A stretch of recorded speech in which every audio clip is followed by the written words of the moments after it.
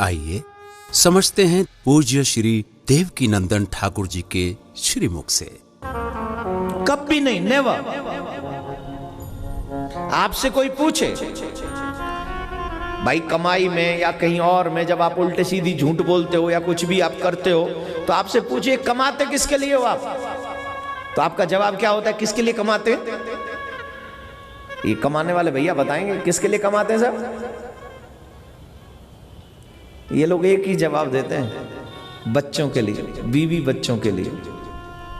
लेकिन कोई बीवी कहती है कि तुम मेरे यहां मेरे लिए चोरी करके लाओ, कोई बीवी कहती है तुम झूठ बोल के लाओ, कोई छोटा सा बच्चा कहता है किसी से जबरदस्ती छिना लाओ,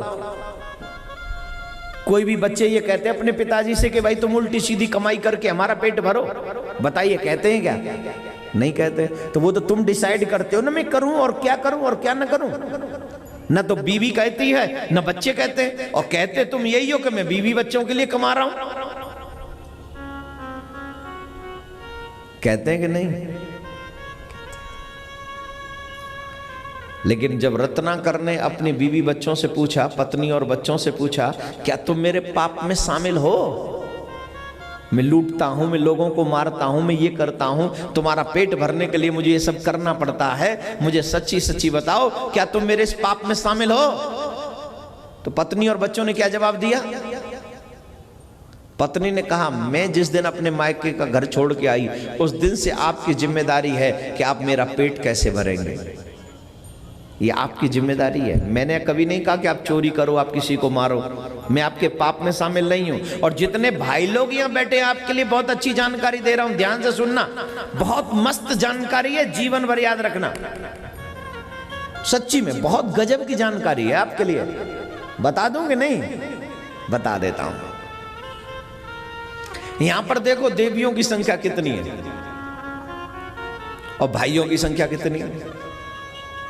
इसका मतलब भाई कमाने में लगे हुए हैं और माताएं कौन सा कमाई कर रही हैं? राइट? परलोक की सुंदर कर्मों की। अब सुन लो, भाइयों के लिए एक बहुत अच्छी न्यूज है मेरे पास, ब्रेकिंग न्यूज, सच्ची में ब्रेकिंग न्यूज। और वो क्या है बताऊं? व्यक्ति, पुरुष जो सत्कर्म करता है, जो भी धर्म करता है, बिना पति के मर्जी के भी पत्नी को उसका कर्म का 50% फल मिल जाता है। बजा लो, देवी तो बजा ही सकती है, जोर से बजाओ ना। हाँ ऐसे। अब रखो, शांति रखो थोड़ा। हाँ, आपके लिए तो अच्छी बात है, कसम से। देवियों के लिए तो बहुत अच्छी न्यूज है ये। देवी कथा ज्यादा सुनेंगे तो इन्हीं की अच्छी न्यूज सुनाऊंगा। भाई लोग जो भी अच्छा कर्म करते हैं बिना पत्नी के मर्जी के, बिना आपकी मर्जी के, उनको 50% लाभ मिल जाता है। किनको? देवियों को। पहली बात। दूसरी बात, पत्नी जो अच्छे काम करती है उसका 1% भी पति को नहीं मिलता। अब नहीं बजाएंगे भाई, मुझे पता है भाई थोड़ी बजाएंगे अब ताली। तुम तो बजाओ, तुम्हारे लिए तो अच्छी न्यूज है। माताओं तुम्हारे लिए बहुत अच्छी न्यूज है ये। हमारे साथ, मैं नहीं कह रहा हूं, ऐसा नहीं है कि मैं कह रहा हूं तो ये झूठ हो जाएगा। ये हमारे शास्त्र कहते हैं। ये संविधान है, जैसे भारत का संविधान है वैसे भगवान का संविधान है। भाई लोग सत्कर्म करें, अच्छे कर्म करें, पुण्य का कर्म करें, उसका 50% माताओं को लगता है। और माताएं कुछ भी करें, मतलब पुण्य के काम, तो उसका 1% भी पति को नहीं लगता जब तक वो संकल्प न कर दें। एक और अच्छी बात, उससे भी सबसे बड़ी बात। क्यों साहब, डर लग गया क्या? डर गए क्या? अच्छा राधे राधे बोलना पड़ेगा। लग जाता है ना डर, पाप के नाम पे अच्छे अच्छे डर जाते हैं साहब। नहीं, उनको कोई और काम। सुनो, इन सबसे ऊपर की एक और बात, पत्नी जो भी पाप करती है उसका 50% पति को लग जाता है। पत्नी जो भी पाप करती है उसका 50% पति को लगता है। ये पक्की बात है, मतलब ये कोई मेरी बनावटी बात नहीं है, ये हमारे शास्त्र कहते हैं। अब बहुत से भाई लोग कहेंगे भगवान ने हमसे कौन से जन्म का बदला निकाला है। देखिए, पत्नी ने अपना भाई छोड़ा, पत्नी ने अपनी मां छोड़ी, पत्नी ने अपना पिता छोड़ा, पत्नी ने अपना सब कुछ छोड़ा। तूने क्या छोड़ा? तूने तो एक बुरी आदत भी नहीं छोड़ी अपनी पत्नी के लिए।